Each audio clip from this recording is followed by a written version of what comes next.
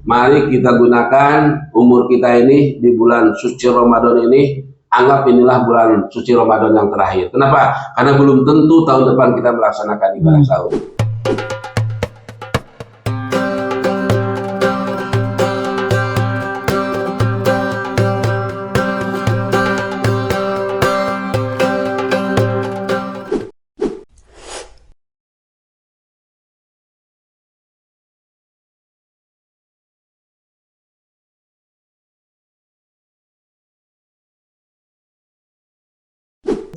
Assalamualaikum warahmatullahi wabarakatuh. Sahabat, bertemu lagi bersama saya Dadang Sugiarto di Jejak Cibatu edisi podcast. Di podcast kali ini adalah bertepatan dengan di bulan Ramadan, maka edisi podcast ini kita akan diisi dengan ceramah dari narasumber yang kita hadirkan di edisi Ramadan ini. Dan di depan saya ini sudah hadir narasumber kita, yaitu kita sapa di depan saya Pak Aep Saifuddin SHG. Assalamualaikum Pak. Waalaikumsalam warahmatullahi wabarakatuh. Gimana kabarnya Pak? Sehat? Alhamdulillah baik. Alhamdulillah, mudah-mudahan di puasa kali ini kita mendapatkan kekuatan, kesehatan dalam menjalankannya. Amin ya Allah ya Rabbal Alamin. Amin Allah ya Rabbal Alamin. Oke Pak, untuk di edisi Ramadan ini kita lebih mendengarkan ceramah dari narasumber terkait dengan Ramadan kali ini. Nah, begitu pula dengan Pak Aep, silakan Pak Aep untuk berceramah dan menyampaikan. Nanti kita ada di akhir, kita akan ada dialognya. Siap. Silakan Pak Aep. Bismillahirrahmanirrahim. Assalamualaikum warahmatullahi wabarakatuh. Alhamdulillah. Alhamdulillahilladzi arsala rasulahu bil huda wa dinil haq liyudhhirahu 'alad dini kulli wa kafa billahi syahida. Asyhadu an la ilaha illallah wa asyhadu anna Muhammadar Rasulullah. Allahumma shalli ala Muhammad wa ala ali Muhammad kama shallaita ala Ibrahim wa ala ali Ibrahim. Wa barik ala Muhammad wa ala ali Muhammad kama barakta ala Ibrahim wa ala ali Ibrahim innaka Hamidum Majid. Ayuhal hadirun, ittaqullaha haqqa tuqatih wa la tamutunna illa wa antum muslimun. Wa qala Allah Ta'ala fil Qur'anil Karim, a'udzu billahi minasy syaithanir rajim. Ya ayyuhalladzina amanu kutiba alaikumusiyam kama kutiba alal ladzina min qablikum la'allakum tattaqun. Amma ba'du. Pemirsa yang bahagia, acara podcast Jejak Cibatu yang dimuliakan oleh Allah Subhanahu wa taala. Pertama-tama dan yang paling utama, marilah kita panjatkan puji dan syukur kita kehadirat Allah Subhanahu wa taala yang telah memberikan nikmat kepada kita, khususnya nikmat iman, nikmat Islam, dan nikmat sehat. Sehingga alhamdulillah dengan adanya ketiga nikmat tersebut, kita pada tahun sekarang ini bisa melaksanakan sebagian tugas kita sebagai hamba Allah, sebagai khalifah di muka bumi, yaitu melaksanakan ibadah saum Ramadan. Mudah-mudahan ibadah saum kita yang telah kita laksanakan ataupun yang akan kita laksanakan mudah-mudahan diterima oleh Allah Subhanahu wa taala. Amin Allah ya Rabbal Alamin. Kemudian tak lupa salawat serta salam semoga Allah tetap mencurahkan kepada junjungan kita revolusi Islam sedunia yang telah merubah zaman dari zaman kegelapan kepada zaman yang terang benderang, sehingga kita selaku umatnya bisa membedakan mana yang benar, mana yang salah, mana hak, mana batil, mana perintah, mana larangan, mana yang harus kita laksanakan, dan mana pula yang harus kita tinggalkan. Mudah-mudahan itu semua tercurahkan kepada Nabi kita, Nabi akhir zaman. Tidak ada lagi kenabian selain Nabi Muhammad Sallallahu Alaihi Wasallam. Kepada keluarganya, para sahabatnya, tabi-tabinya sampai kepada kita semua selaku umatnya yang senantiasa konsisten dan istiqomah dalam melaksanakan ajaran dan sunnah-sunnahnya. Hadirin pemirsa Jejak Cibatu yang berbahagia, pada kesempatan kali ini saya diberikan tugas untuk menyampaikan tentang materi hakikat saum. Apa itu saum? Saum menurut bahasa artinya imsak. Apa itu imsak? Artinya menahan diri. Jadi saum itu adalah menahan diri dari segala hal. Menahan diri dari tidak makan, tidak minum, tidak berbicara, berbagai macam. Pokoknya menahan diri dari segala hal yang dapat membatalkan saum. Sedangkan saum menurut istilah adalah menahan diri dari tidak makan, minum, hubungan suami istri mulai terbit fajar sampai terbenam matahari. Jadi saum itu adalah menahan diri pertama dari tidak makan. Apapun makanannya yang masuk ke dalam mulut kita berarti bisa membatalkan saum. Yang kedua adalah minum. Apapun minuman yang masuk ke dalam mulut kita itu pun bisa membatalkan saum.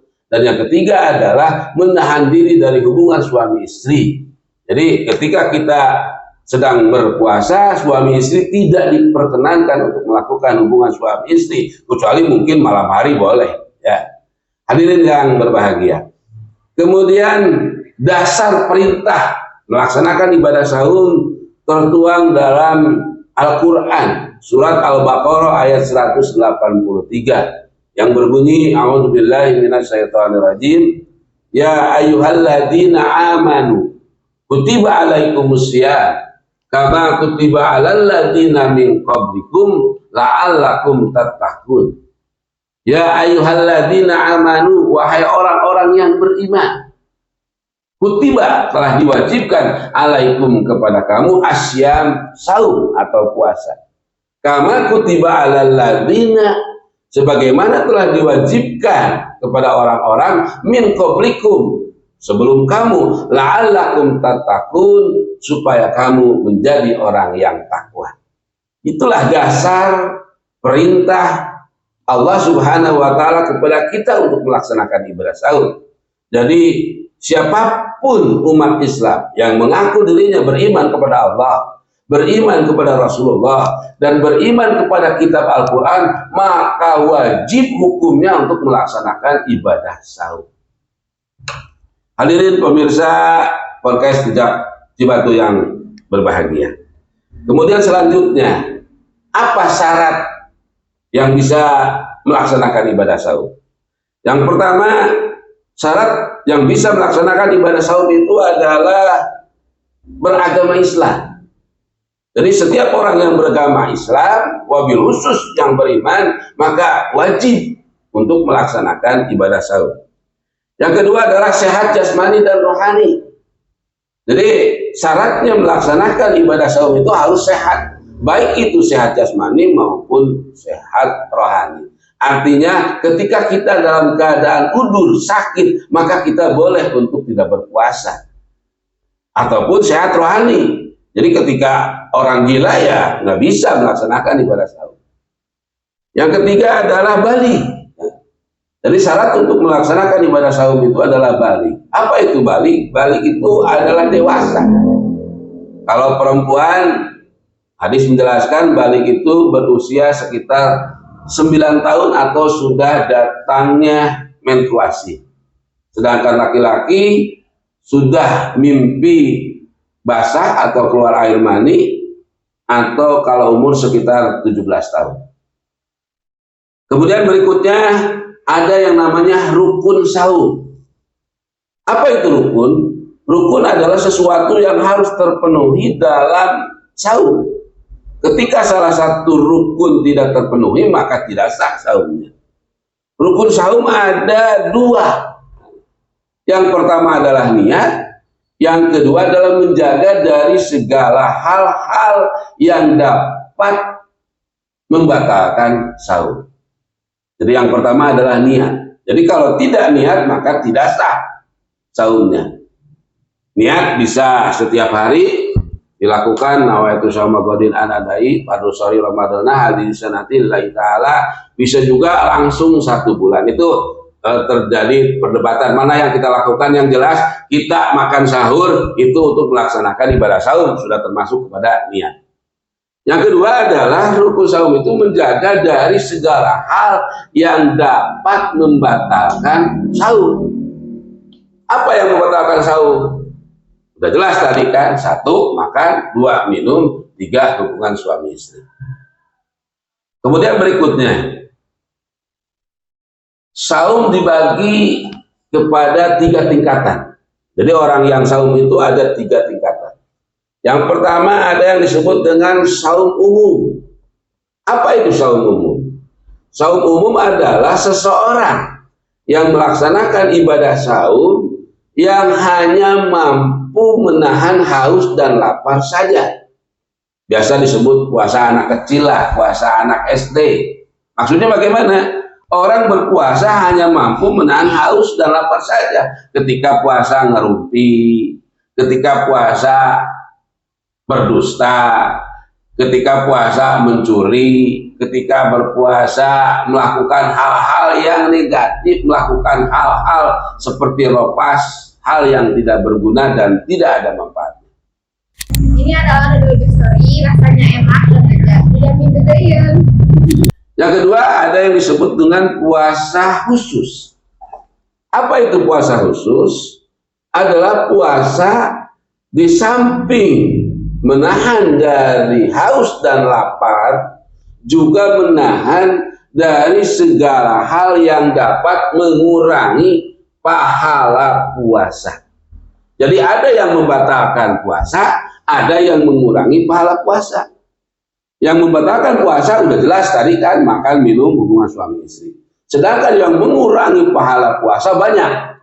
Berdusta, mencuri, ngegosip, gibah, berantem, dan lain sebagainya.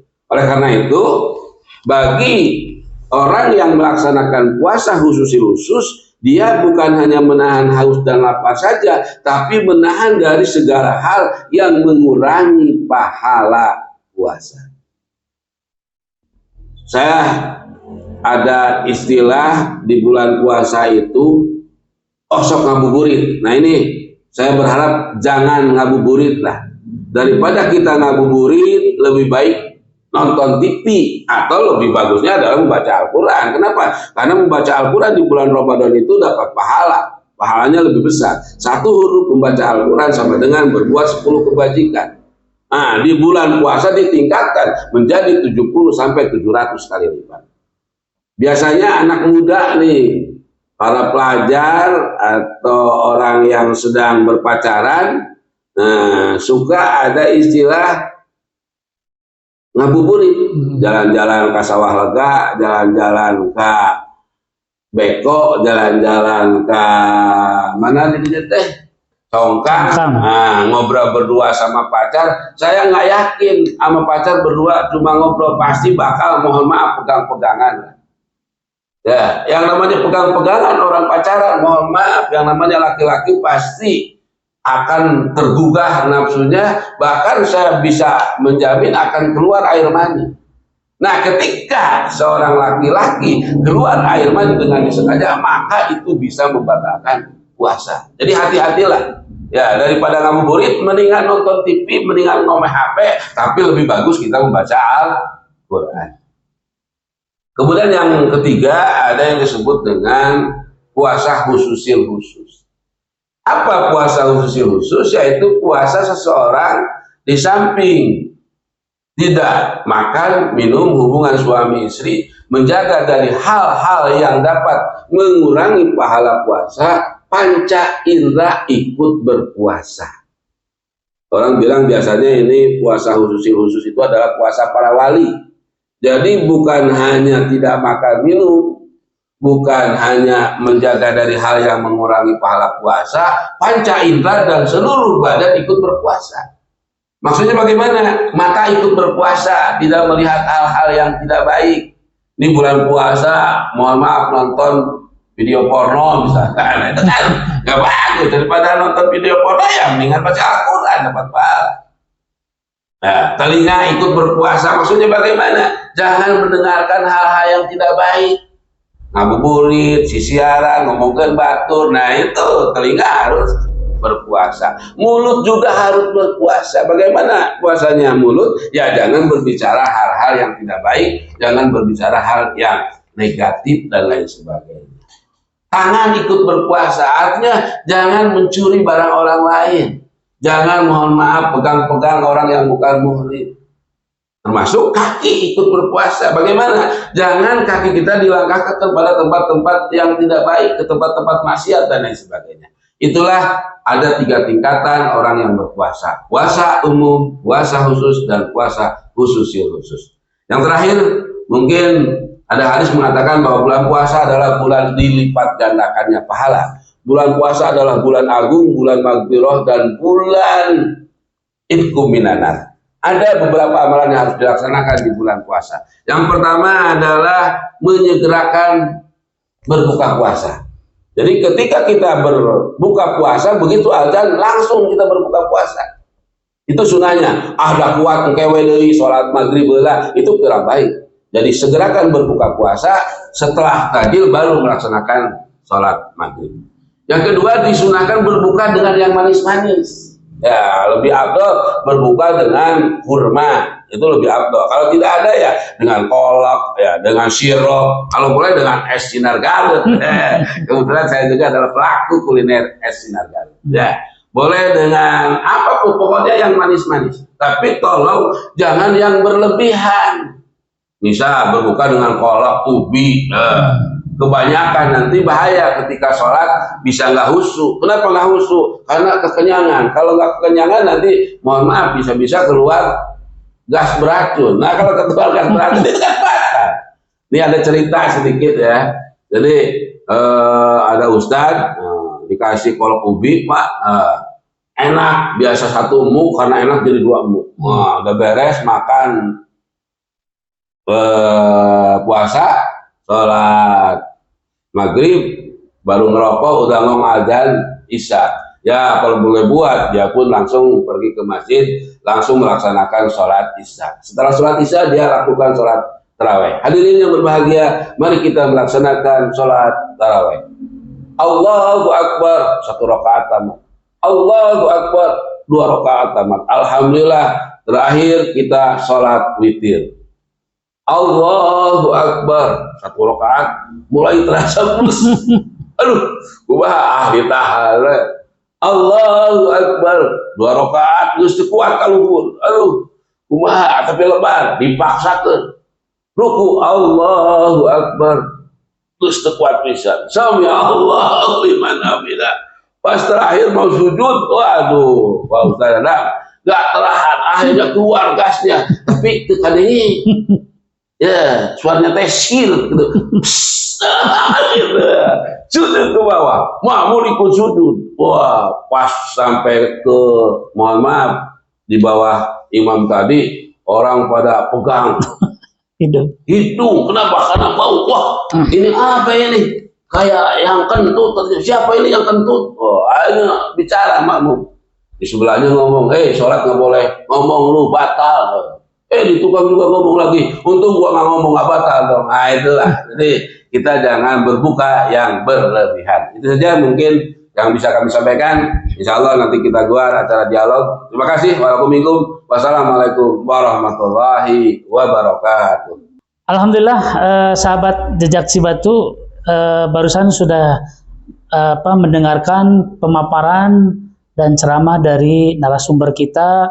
Insya Allah ini tentang puasa ya Pak ya. Yeah. Nah di sini saya mau menanya nih satu aja pertanyaan saya ini, menurut Bapak hakikat atau esensi dari puasa ini apa? Ya, esensi dari pelaksanaan ibadah puasa adalah untuk meraih gelar muttaqin. Ya ayyuhalladzina amanu kutiba alaikumusiyam kama kutiba alal ladzina min qablikum la'allakum tattaqun. Jadi esensi tujuan utama kita melaksanakan ibadah saum adalah untuk mendapatkan gelar muttaqin. Muttaqin itu ya, menjadi orang bertakwa. Tetapi di sini kalau tadi saya mendengarkan ada beberapa hal yang bagaimana cara bagaimana cara menghindari pengurangan dari pahala. Kemudian juga ada tingkatan-tingkatannya ini. Nah, mungkin tadi sudah dijelaskan juga sama Pak Aib ya tentang tingkatan dan nah ini untuk cara menghindari pengurangan pahalanya ini seperti apa, Pak? Ya, kan ada yang membatalkan saum, ada yang mengurangi pahala saum. Nah, kalau membatalkan kan udah jelas, ya. Makan, minum, hubungan suami istri. Ini yang berat itu adalah mengurangi pahala saum. Nah, bagaimana caranya supaya kita tidak berkurang pahalanya? Yaitu tadi, upayakan jangan budak ngora malah ngabuburit, gitu. Ibu-ibu upayakan jangan ulah loba sisiaran ngagosip, gitu kan. Bapak-bapak ya daripada nonton HP video yang tidak baik ya lebih baik kita baca Al-Quran dan sebagainya. Jadi kita lakukan sesuatu yang tidak ada manfaatnya, yang tidak ada faedahnya. Jadi bahasa agama itu menjaga daripada ropas dan lago. Ropas dan lago. Oke Pak, penutup karena kan nanti kita berlanjut lagi di part berikutnya tentang selain daripada puasa lagi ya. Oke, untuk penutup silakan dari Bapak untuk menyampaikan hari ini yang Bapak sampaikan barusan. Ya, untuk penutup mungkin bahwa Allah Subhanahu Wa Taala memerintahkan kita melaksanakan ibadah saum. Mari kita gunakan umur kita ini di bulan suci Ramadan ini, anggap inilah bulan suci Ramadan yang terakhir. Kenapa? Karena belum tentu tahun depan kita melaksanakan ibadah saum. Allah Subhanahu Wa Taala sudah jelas memerintahkan kepada kita untuk melaksanakan ibadah saum, dan Nabi pun sudah menganjurkan bahwa kita harus melaksanakan ibadah saum imanan wa ihtisaban, dengan penuh keimanan dan perhitungan. Kalau kita bisa melaksanakan saum dengan penuh keimanan dan perhitungan, maka Allah akan berikan balasannya, itu akan diampuni dosanya yang telah lalu. Itu saja, terima kasih. Oke, terima kasih Pak Aib sudah menyampaikan ceramah dalam hal ini tentang puasa ya. Saya kutip dari hadis, man shoma Ramadan imanan wa ihtisaban ghufirallahu ma taqaddama min dzambi. Mudah-mudahan apa yang saya sampaikan hari ini dan Pak Aib sampaikan, semoga Allah memberikan kepada kita keberkahan dalam Ramadan ini, dan kita bertemu lagi di edisi berikutnya. Saya Bertugas Dayang Sugiarto, dan di depan saya Pak Aib yang sudah hadir. Terima kasih. Mudah-mudahan nanti kita bisa bertemu dan kita ngobrol dengan tema yang lain. Dan saya tutup, wallahu muwaffiq. Wassalamualaikum warahmatullahi wabarakatuh. Waalaikumsalam warahmatullahi wabarakatuh.